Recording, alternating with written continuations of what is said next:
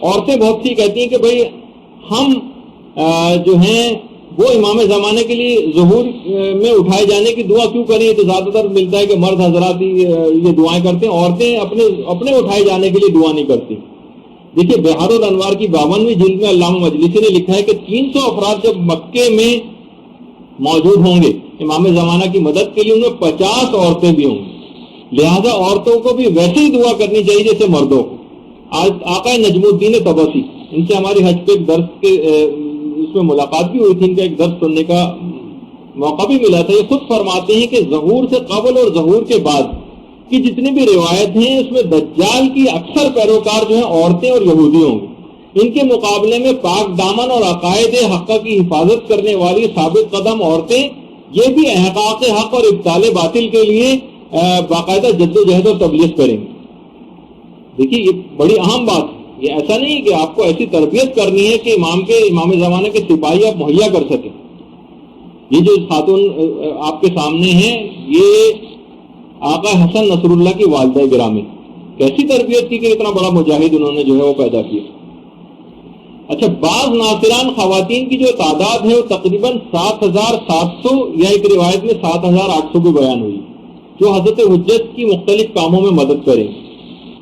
اور ابن حماد نے جو روایت نقل کی ہیں اس میں تقریباً 1000 مومن مردوں کا ذکر ہے اور اسی طریقے سے عورتوں کا بھی ذکر ہے، اور پیغمبر اسلام کی ایک روایت میں 800 مردوں کا ذکر آیا ہے اور 400 عورتوں کا ذکر آیا ہے، اور شرط اس میں یہ بیان کی گئی کہ یہ افراد جو اٹھائے جائیں گے یہ اس وقت یہ سب سے زیادہ بہتر ہوں گے، گزشتہ لوگوں سے زیادہ صالح تر ہوں گے، یعنی اچھا ہونا، صالح ہونا یہ ایک شرط ہے ظہور امام کے سلسلے۔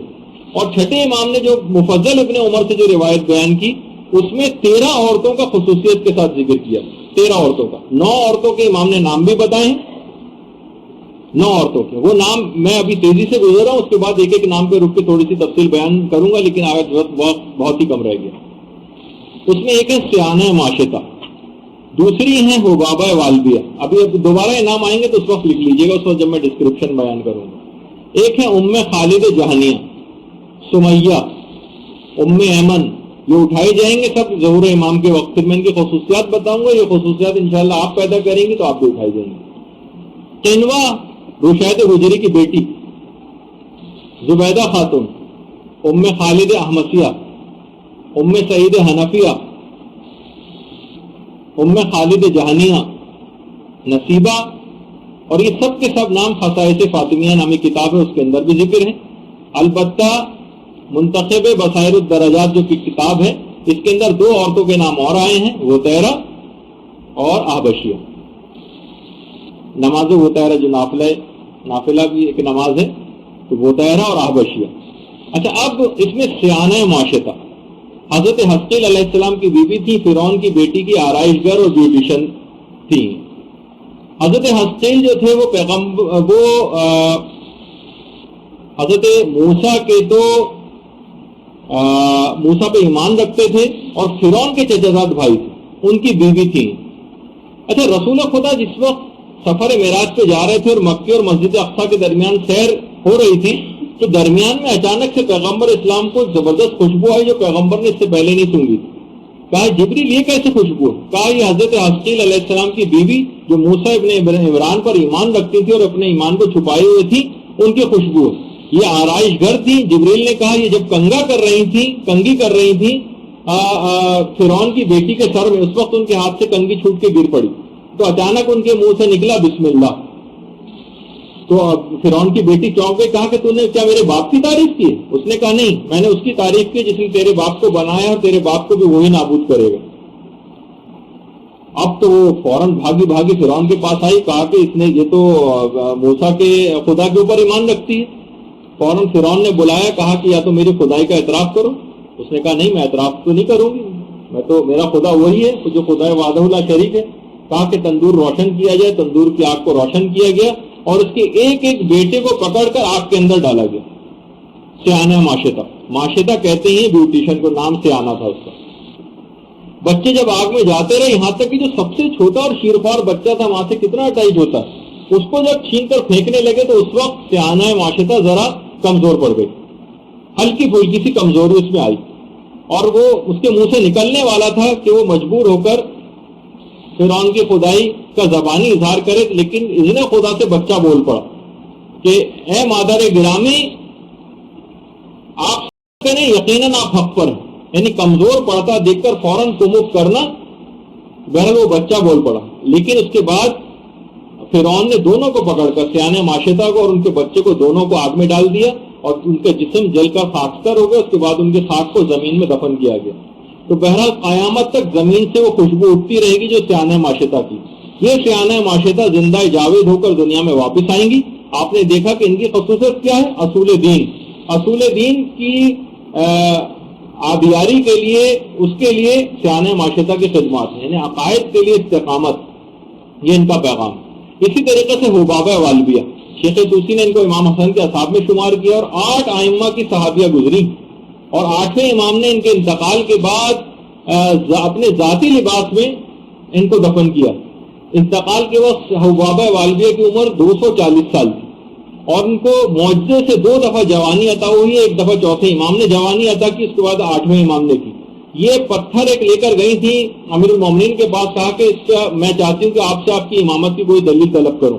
اس وقت کوفے کے باہر جو بازار ہے، امام وہاں پر بیٹھے ہوئے تھے۔ امام نے ایک پتھر کو اٹھایا اور اس کے اوپر اپنے ہاتھ سے مہر اس کے اوپر لگائی، پتھر کے اوپر ایک نقشہ ابھرایا۔ اس کے بعد امام نے کہا میرے آنے کے بعد کوئی اور جو بھی امام برحق ہوگا وہ اسی طرح سے اس پتھر کے اوپر مہر لگائے گا۔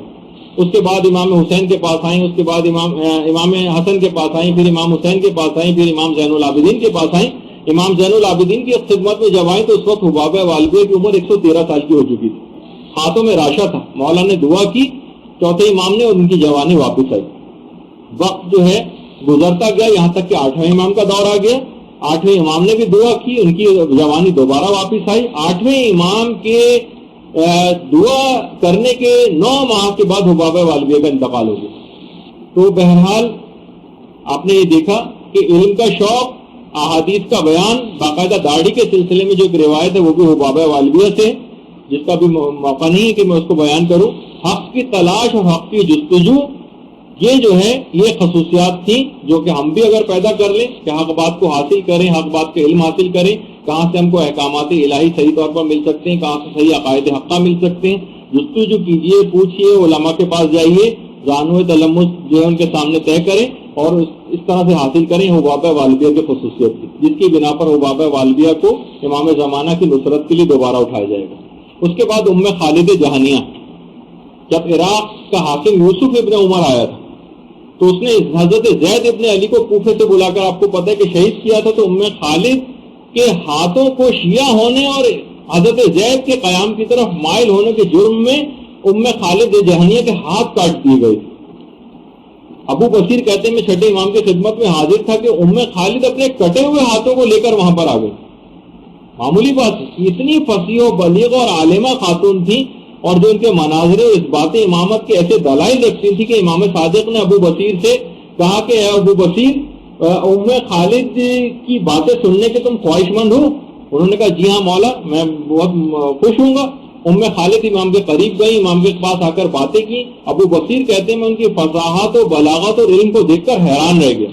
یعنی خالد جہانیہ علم کے حوالے سے، یعنی خواتین کو بھی پیغام ہے کہ امام زمانے کی نصرت کرنے والی خواتین جو اٹھائی جائیں گی، اس میں تیسری خصوصیت جن خاتون کی ہے خالد کی، علم حاصل کر کے، ایسے میں ان کے علم کو دیکھ کر حیران رہ گیا۔ اس کے بعد خالد نے نہایت فصاحت و بلاغت کے ساتھ امام سے ولایت کے مسئلے پہ بات کی، دشمنوں سے برات کے موضوع پر بات کی، نہایت فصیح و بلیغ گفتگو فرمائی۔ معجم الرجال الحدیث میں آیت اللہ خوئی نے خالد جہانیہ کا واقعہ بھی نقل کیا 14ویں جلد میں۔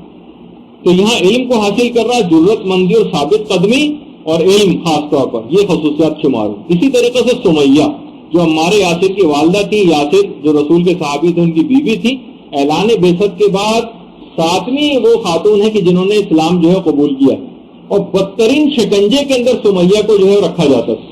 اور مقبرۃ الشبیکہ جو بالکل یہاں پر خانہ کعبہ ہے اور اس کے سامنے جو قبرستان ہے، اس میں ہمارے یاسر کی جو والدہ حضرت سمیہ کی قبر ہے یہاں پر۔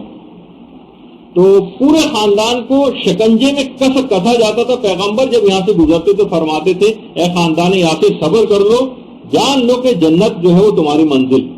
یہاں ان افراد کے لیے بھی ایک جملہ کہا جائے کہ جو کہتے ہیں کہ یہ کیسے ممکن ہے کہ امیر المومنین کے سامنے حضرت زہرا پر ظلم ہوتا رہے اور وہ خاموش نہیں، ہو ہی نہیں سکتا کہ ایسا واقعہ کوئی ہوا نہیں.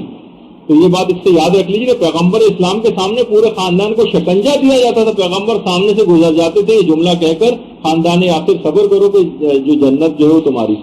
تو اس کے بعد ابو جہل نے خونی نیزے کے ذریعے جسم کے نچلے حصے پر پوری قوت کے ساتھ مارا تھا، اور اس کے بعد پھر سمیہ جو ہے وہ شہید ہو گئی.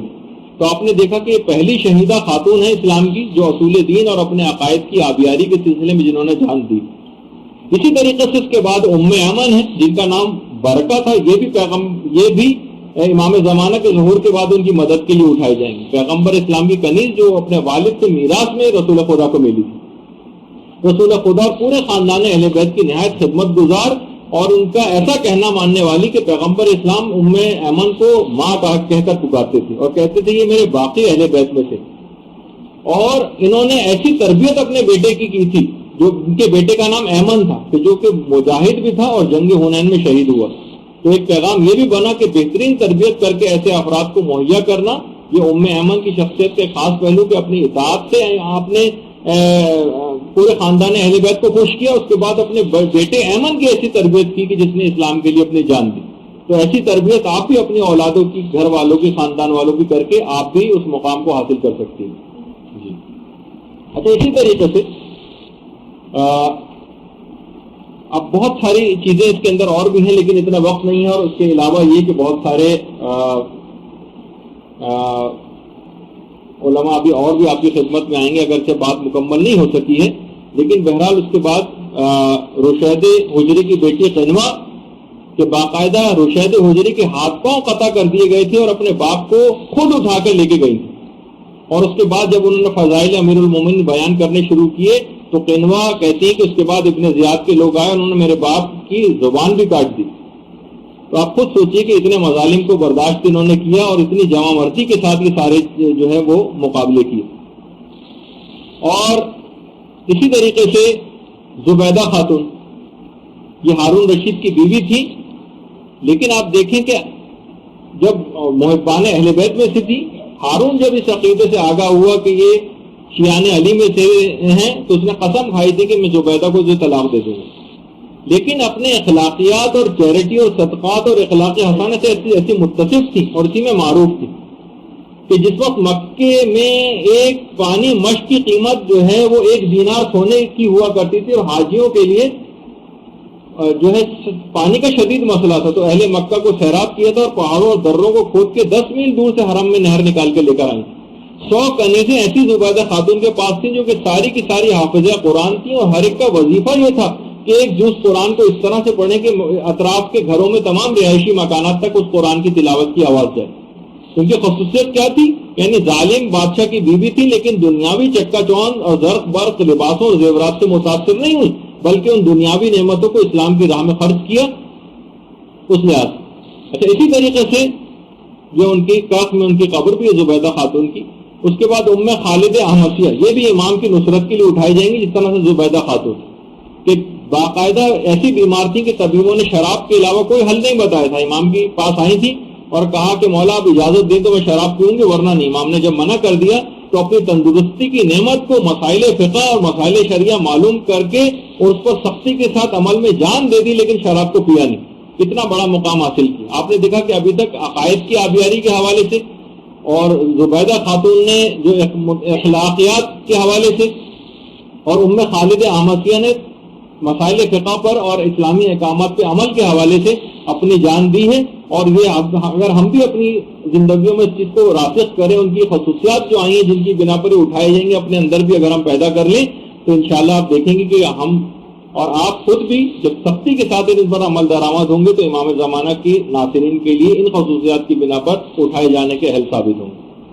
اور اسی طریقے سے بہت ساری خواتین اور ہیں لیکن ان کا اس وقت میں تذکرہ اب اس وقت فی الحال نہیں کر سکتا، گفتگو بس ایک لحاظ سے یہاں پر روکتے ہیں. تو یہی ہے، آپ کو بہت اچھا ایک موقع اس سلسلے میں ملے گا. چند خصوصیات خواتین کی اور باقی تھیں لیکن لب و لباب ان کا بھی یہی ہے. تو علوم کے لحاظ سے آپ یہ دیکھیں کہ سب سے اہم ترین چیز یہ کہ آپ کو علم حاصل کرنا ہے. خود امام زمانہ علیہ السلام کی جو والدہ گرامی تھی حضرت نرجس خاتون روم کی شہزادی تھی.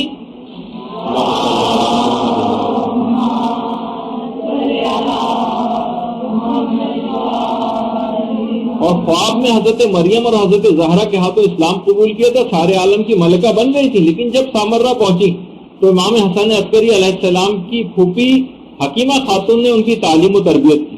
یعنی یہ کیسے ممکن ہے کہ امام زمانہ کی والدہ گرامی کو تو تعلیم و تربیت کی ضرورت ہو اور امام کی کنیزوں کو بغیر علم و عمل ہی کے بڑا مقام دے دیا جائے؟ یعنی یہ کیسے ممکن ہے کہ امتحان دیے بغیر فرسٹ آنے کی تمنا کی جائے؟ یعنی کچھ خدمت کیے بغیر ہی لشکر امام زمانہ میں حاضر ہونے کی تمنا کی جائے؟ علامہ ذیشان ندر جوادی بڑا اچھا جملہ کہتے تھے نا کہ لوگوں کی بڑی مغرب و ممالک کے لوگوں کے حوالے سے کہتے ہیں جب ان کے پاس جاتے ہیں تو کہتے ہیں کہ ہائے، اور پھر جب ان کو احکامات ہم بیان کرتے ہیں تو وہ کہتے ہیں وائے، ہر چیز میں شراب حرام ہے وائے، نماز پڑھنی ہے وائے، ہر چیز میں وائے. اور اس کے بعد جب سب چیز ختم ہو جاتی ہے آخر میں کہتے ہیں بائے. یعنی ہائے وائے اور بائے. تو بس یہی ہے کہ یہاں پر آئے، کانوں میں کچھ بات پڑی، اٹھ کر چلے گئے، گھر ویسے چلے گئے، نہ عمل کرنا ہے، نہ باتوں کو آگے پھیلانا ہے، نہ معاشرے کے اندر کام کرنا ہے. یہی تقریباً چیز ہماری بھی بن کے رہ گئی.